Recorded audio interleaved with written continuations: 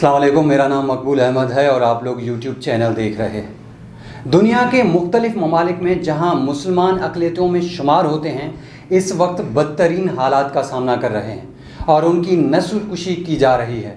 वहाँ की हुकूमतें बराह रास्त मुसलमानों के ख़िलाफ़ इक़दामात के साथ साथ उनकी नस्ल कुशी में भी मुलविस हैं।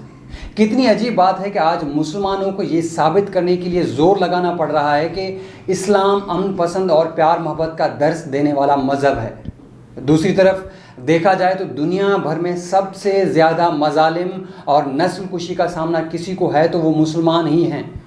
मुस्लिम ममालिक को दबाव में रखने और मुसलमान अक़लियत को अपना ग़ुलाम बनाए रखने के लिए दुश्मन क़ुव्वतें मुसलसल कोशिश कर रही हैं। आप ख़ुद ही देख लीजिए कि इराक़, शाम, अफ़गानिस्तान, यमन, उर्दन, मिस्र, लिबिया, ट्यूनिस, मराकश, फ़लस्तीन, बर्मा, मकबूजा कश्मीर और अब भारत में भी मुसलमानों को तबाह व बर्बाद करने और उनकी नस्ल कुशी करने की तैयारी कर ली गई है, जबकि इस्लामी ममालिक मुसलसल दबाव का शिकार हैं और ये सब जानते हुए भी कोई इक़दाम करने या लाअमल तय करने से बिल्कुल ही कासिर नज़र आते हैं। फ़लस्तीन और मकबूजा कश्मीर के मुसलमान 72 साल से अपनी आज़ादी के लिए जिदोजहद कर रहे हैं। इराक़, शाम, यमन और अफ़गानिस्तान पर साजिशी पलंदों से जंग मुसल्लत कर दी गई। इन तीनों ममालिक में लाखों मुसलमानों को शहीद और बड़ी तादाद में तबाहाल ख़ानदानों को दूसरे मुल्कों की तरफ हिजरत करने पर मजबूर कर दिया गया है। इन मुहाजिरीन की वजह से तमाम ममालिक माशी मुश्किलात का शिकार हैं। फ़लस्तीन और मकबूजा कश्मीर में भी मज़ालिम का कोई शुमार ही नहीं है।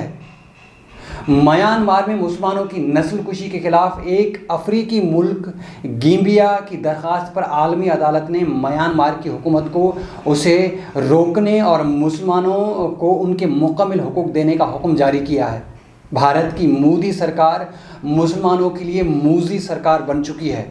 भारतीय मुसलमान 1 साल से ज़ायद हो चुका है कि शाहीन बाग में पुरअमन एहतजाज कर रहे हैं, लेकिन कोई आलमी इदारा और इंसानी हुकूक की तंजीम हरकत में नहीं आई है, बल्कि देवेंद्र सिंह जैसे लोगों को पकड़कर मुसलमानों पर इल्ज़ाम लगाया जा रहा है कि उन्होंने अफसरों को ख़रीदा और बाहर से दहशतगर्द मंगवाए हैं ताकि भारत का अमन तबाह कर सकें, जबकि ख़ुद मोदी हुकूमत की साजिश थी कि कोई हादसा करवाकर मुसलमानों के ख़िलाफ़ क्रैक डाउन शुरू करवाया जाए।